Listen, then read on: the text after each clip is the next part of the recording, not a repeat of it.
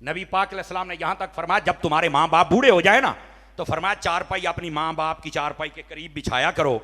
हजूर क्यों? फरमाया उन्हां दे नाल गल्लां करया करो, उन्हां नूं हसाया करो।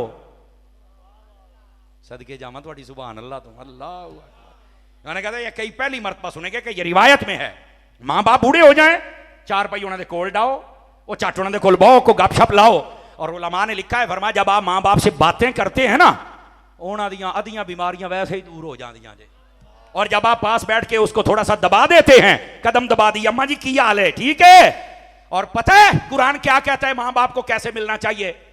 15वां सुपारा हाजी साहब कुरान कहता है वक्फिद लहुमा जनाहुल, 15वां सुपारा है।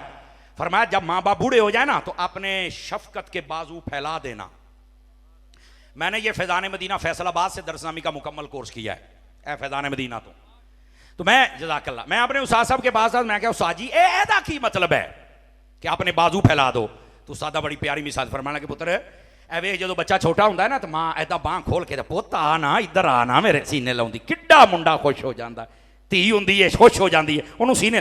फरमाया जदों मां बुढ़ड़ी हो गई ना तो जदों तू घर आए ना ताक अम्मा इंज एक बारी बाजू खोल के आ, तेरी मां दियां आदियां बीमारियां वैसे ही दूर हो जानियां ने। हम शफकत वाला काम। अम्मी की हाल है? ठीक है जनाब। आया जनाब हम बुलाए को नहीं। अल्लाह के बंदे 10 मिनट उनको टाइम दो। रहिंदा खुंदा टाइम साडा मोबाइल लै गया। हुण भी अद्धे बंदे मोबाइलों च बड़े जे, इन्हें वैसे ही समझो कि सोशल बाईकाट साडा कर दिता है। हालांकि हम ये समझते हैं हमारा बहुत ताल्लुक रब्ता है, वो कख दा भी नहीं पाई। जब हम जिंदा लोगों से ताल्लुक ना रख सके तो फेसबुकियां तो की तो जनाब अली पता नहीं केड़ा जिंदा तो केड़ा मुर्दा दिल है जिन्हें ना सी यारियां ला के बैठे हैं। मां बाप को टाइम दीजिए, इनके पास बैठिए, गपशप लगाइए, इनको हंसाइए, इनके साथ बातें कीजिए।